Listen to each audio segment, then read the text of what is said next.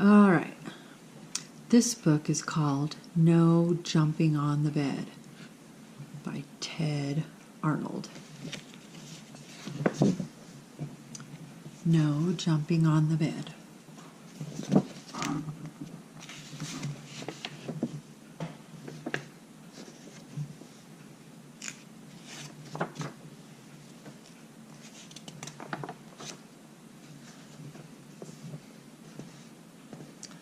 In his bedroom, near the top floor of a tall apartment building, Walter was getting ready for bed.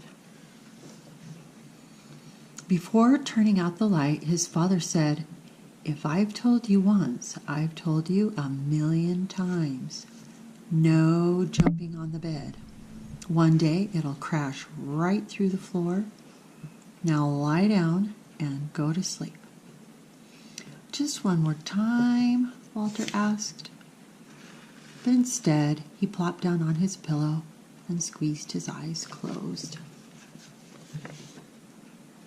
"Good night," said his father. He turned off the light and pulled the door almost closed. The room was dark and quiet, except for a soft thump, thump, thump coming from the room above. "It's Delbert upstairs," thought Walter.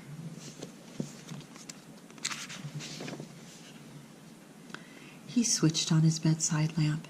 If Delbert can jump on his bed, so can I.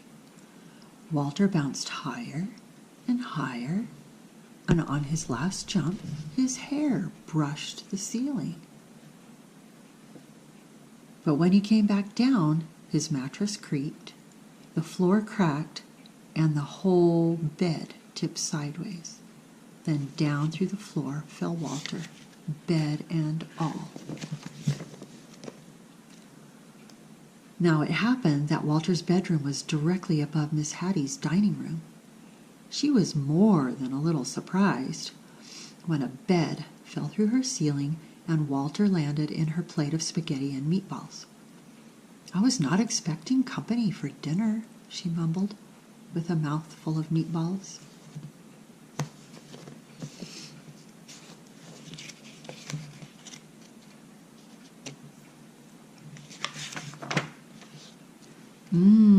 Said Walter.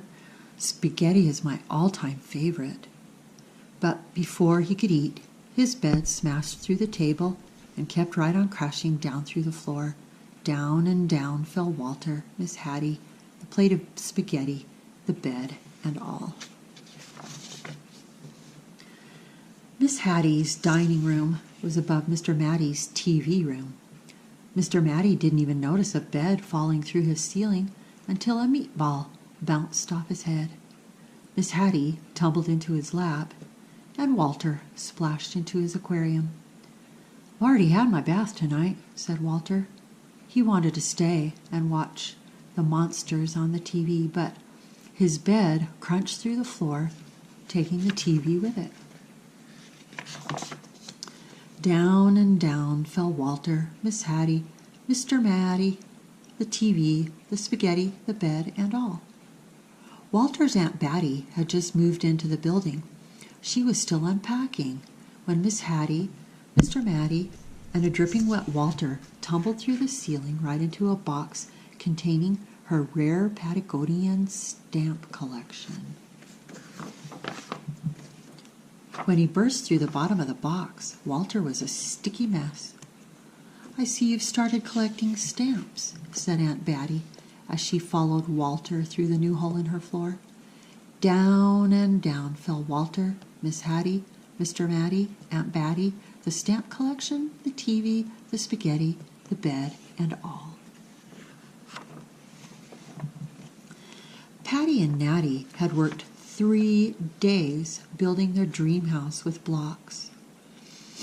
Afraid that Fatty Cat might knock something over, they carefully shooed her out for the night.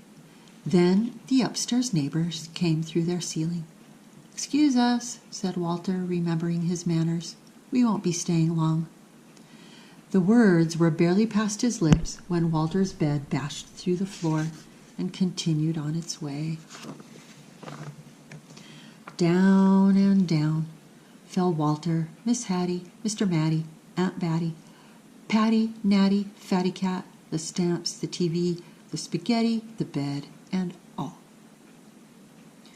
The last thing Mr. Hanratty ever expected to see was a bed coming through his studio ceiling, followed by nearly everyone in the building. "If I had known you wanted to see my paintings," he said, "I would have tidied up a bit." But they never once paused to admire Mr. Hanratty's colorful artwork. They were too busy splashing in his cans of paint. Then his floor caved in, and everyone followed Walter's bed down through the hole. Down and down fell Walter, Miss Hattie, Mr. Matty, Aunt Batty, Patty and Natty, Mr. Hanratty, Fatty Cat, 17 cans of paint, the stamps, the TV, the spaghetti, the bed, and all.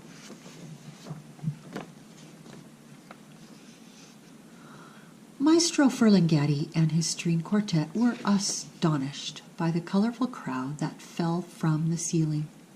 The maestro loved an audience, even if they dropped in unannounced.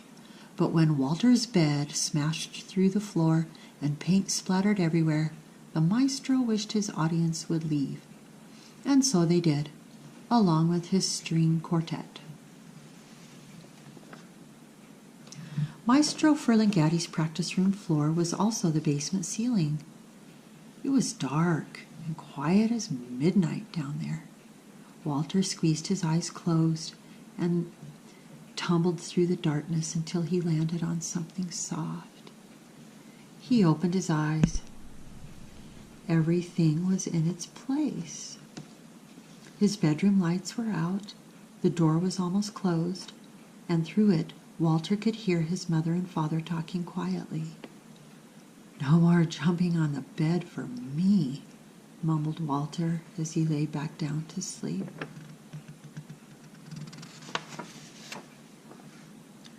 Suddenly, he heard a creak. The ceiling cracked, and down came Delbert, bed and all. Down and down fell Delbert.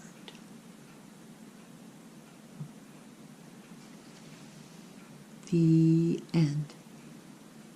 What do you think?